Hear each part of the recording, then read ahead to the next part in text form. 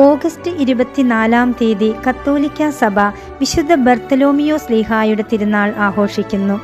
യേശുക്രിസ്തു തിരഞ്ഞെടുത്ത 12 അപ്പസ്തോലന്മാരിൽ ഒരാളാണ് വിശുദ്ധ ബർത്തലോമിയോ. വിശുദ്ധ യോഹന്നാന്റെ സുവിശേഷത്തിൽ നഥാനയേൽ എന്ന പേരിലാണ് വിശുദ്ധ ബർത്തലോമിയോ അറിയപ്പെടുന്നത്.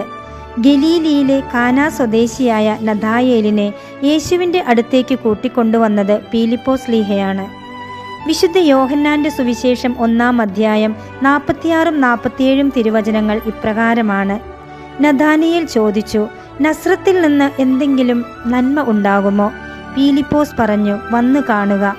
നഥാനയേൽ തൻ്റെ അടുത്തേക്ക് വരുന്നത് കണ്ട് യേശു അവനെപ്പറ്റി പറഞ്ഞു, ഇതാ നിഷ്കപടനായ ഒരു യഥാർത്ഥ ഇസ്രായേൽക്കാരൻ. അദ്ദേഹത്തെ കപടതയില്ലാത്ത ഒരു ഇസ്രായേൽക്കാരൻ എന്നാണ് യേശു വിശേഷിപ്പിച്ചത്. യേശുവിൻ്റെ സ്വർഗാരോഹണത്തിനും പെന്തക്കോസ്ത തിരുനാളിനും ശേഷം സുവിശേഷ പ്രചരണത്തിനായി അദ്ദേഹം വിവിധ ദേശങ്ങളിലേക്ക് യാത്ര ചെയ്തു. അർമേനിയ, ഇന്ത്യ, അറേബ്യ, ഫ്രീജിയ തുടങ്ങിയ സ്ഥലങ്ങളിൽ അദ്ദേഹം സുവിശേഷം പ്രസംഗിച്ചതായി പാരമ്പര്യ ചരിത്രങ്ങൾ രേഖപ്പെടുത്തുന്നു. അർമേനിയയിൽ വെച്ച് അദ്ദേഹം ക്രൂരമായ പീഡനങ്ങൾക്കിരയായി. അവിടുത്തെ രാജാവായ അസ്ട്രിജസിൻ്റെ സഹോദരനെയും കുടുംബത്തെയും അദ്ദേഹം ക്രിസ്തുമതത്തിലേക്ക് പരിവർത്തനം ചെയ്തതിൽ പ്രകോപിതനായ രാജാവ് അദ്ദേഹത്തെ ക്രൂരമായി വധിക്കാൻ ഉത്തരവിടുകയായിരുന്നു. തൻ്റെ വിശ്വാസ പ്രഖ്യാപനത്തിനായി അദ്ദേഹം ജീവനോടുകൂടി തന്നെ തൊലിയുരിക്കപ്പെടുകയും പിന്നീട് തലയറുക്കപ്പെടുകയും ചെയ്തു എന്ന് വിശ്വസിക്കപ്പെടുന്നു.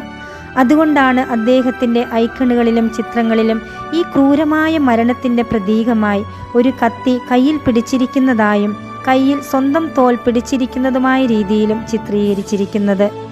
അർമേനിയക്കാർ തങ്ങളുടെ രാഷ്ട്രത്തിൻ്റെ അപ്പസ്തോലൻ എന്ന നിലയ്ക്ക് വിശുദ്ധനെ ആദരിച്ചു വരുന്നു.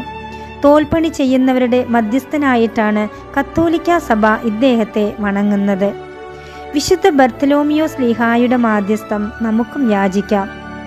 വിശുദ്ധ ബർത്തലോമിയോ ശ്ലീഹായെ, ക്രിസ്തുവിനോടുള്ള അചഞ്ചലമായ വിശ്വാസത്തിൽ ജീവിക്കാൻ ഞങ്ങളെയും അവിടുത്തെ മാധ്യസ്ഥതയാൽ സഹായിക്കണമേ. ആമേൻ. ഏവർക്കും വിശുദ്ധ ബർത്തലോമിയോ ശ്ലീഹായുടെ തിരുനാൾ ആശംസകൾ.